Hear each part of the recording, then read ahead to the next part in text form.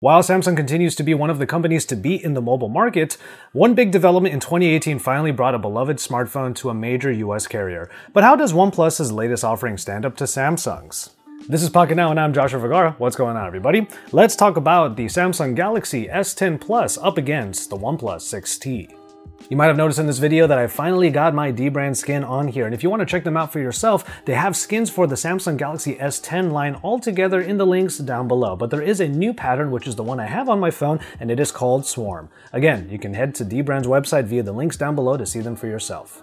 Big screens are the name of the game between these two, making the footprints pretty similar. Right off the bat, I'll say that one-handed usage will take a bit of a hit if you want to keep the hand gymnastics at a minimum. But that said, both phones are good lookers, indicative of their company's design languages. Now, you might notice that I'm using the McLaren version of the OnePlus 6T, so this is kind of a limited edition phone, but there are a few other variants available, including two black ones. The Mirror Black is the version that you would get if you're on T-Mobile, and then of course there's that really cool looking indifferent Thunder Purple. OnePlus opted for a teardrop notch on their display, which is thankfully pretty minimal. And as far as outer hardware is concerned, the 6T brings the alert slider for easy changing of the ring mode. But there is no longer a headphone jack, which is a feature that has become a bit of a commodity for some users, and it will be a big plus in the Samsung column. You've probably heard it a bunch by now, but it's definitely true that Samsung wanted to put as many features as possible in the Galaxy S10 Plus. The only thing really missing here is an S Pen. This phone has a headphone jack, dual speakers, that triple camera system on the rear, a dual camera on the front, and it even has reverse wireless charging. It's also the company's first foray into the notch alternative, called the hole-in display, or in this case, the Infinity O display. And it actually turned out to be a pretty fun new way of personalizing the device. Between the two phones, though, the little cutouts don't really get in the way of what is otherwise a couple of very good viewing experiences. And the other side of the experience coin is due to the internal hardware. The Samsung Galaxy S10 Plus rocks the latest Snapdragon 855 and thus will have an edge over the OnePlus 6T, which has the 845. But you know what? Daily usage and everything including gaming has been high-end. Both companies have put their best gaming feat forward by including some tools, but it is only the Galaxy S10 Plus that includes a cooling system, a vapor cooling chamber. You won't really want for any extra RAM or storage between these two because the base model of the OnePlus 6T gives 6GB of RAM and 128GB of onboard storage, while the Galaxy S10 Plus gives 8GB of RAM and 128GB of storage. Samsung even allows for further expansion via micro SD cards. But as far as biometrics go, both phones actually have in-display fingerprint readers, which is a great feature to have, and the OnePlus 6T was one of the first phones to bring it to US shores. Now, both of them do perform well. Samsung did go for the ultrasonic fingerprint reader, but I haven't really noticed one really pull ahead of the other in terms of getting you into the interface quickly past the lock screen. On the topic of battery life, the Samsung Galaxy S10 has definitely been a joy to use. I've been able to get between 7 and 9 hours of screen on time pretty consistently, but there are a ton of options for actually getting more battery life out of the phone by limiting things like the CPU or bringing down the screen resolution. You can kind of expect this level of battery life from a 4100 mAh battery, but the OnePlus 6T is no slouch with 3700 mAh and has been able to get through full days of work with no issues. But the ace in the hole has, of course, been warp charging for OnePlus, and in the McLaren edition, you get that 30-watt charger, which gets half of the battery in about 20 minutes. That's really no time at all. It's easy to top this thing up if you have a little bit of time to just plug it into its proprietary charger. Okay, so we're going to get into the cameras a little bit earlier than usual in this comparison. It probably comes as no surprise to any of you that the Samsung competitor packs more into its camera package, including a third wide-angle lens on the rear shooter and a depth sensor for the front. Now, that wide-angle lens is a great addition for getting more in the frame in both pictures and footage.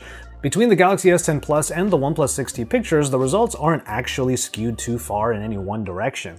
Obviously, the 6T is a bit lacking in the different types of photos that you can get, despite having a secondary 20-megapixel sensor that backs up the 16-megapixel main for bokeh effects and digital zoom.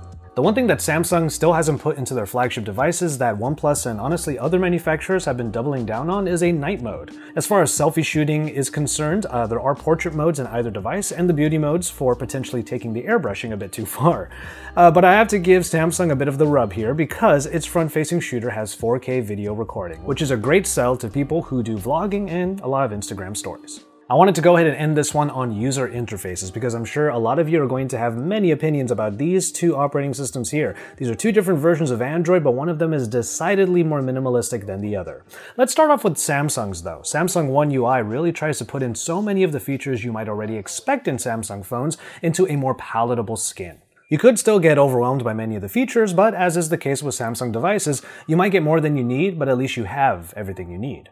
And some of the features have actually become new daily habits. For example, the Edge UI is easy to access for shortcuts, and the Smart Select panel where things like GIF creation are available. The Samsung version of full screen gestures are also easier to get used to than the ones on the OnePlus 6T, because it's basically mimicking the original 3-button navbar anyway. And all of that is on top of the many customization options found in this version of Android. You can really make this phone your own. Now, that isn't to say that OnePlus is very far behind in that department, but clearly Oxygen OS is made with simplicity and minimalism in mind. Oxygen OS users have really fallen in love with this stylish but simpler take on Android, and OnePlus deserves credit for their attention to detail. You won't get the crazy amount of additions that Samsung is prone to have in their flagships. Instead, you get key features like monochromatic reading modes, a system-wide dark mode that lets you customize the accent color, quick shortcuts via the Fingerprint Reader, and the shelf for getting widgets out of your other home screens. All of this comes in a clean style that even comes with OnePlus's own proprietary font. Some people go as far to say that this is the best version of Android out there. It keeps the stock Android enthusiast satisfied while deviating just enough to ensure that Oxygen OS remains fresh. It's super exciting to see what OnePlus might have in store, especially after Samsung set the bar with the Galaxy S10 Plus. But of course, there are going to be diehards in either camp, so I want to know which camp you are in, and let us know why in the comment sections down below as well. Let's go ahead and have that discussion. But for now, I'm going to go ahead and call it on this one. Thank you so much for watching. Don't forget to subscribe to Pocketnow if you haven't already, and hit that bell over on the side. If you want to see even more content about the Galaxy S10 Plus, you can also head over to my channel where I already have a few videos up so you can get some extra perspectives on Samsung's latest flagship. That's at youtube.com/Joshua Vergara. Once again, thank you so much for watching, and we will see you in our next video.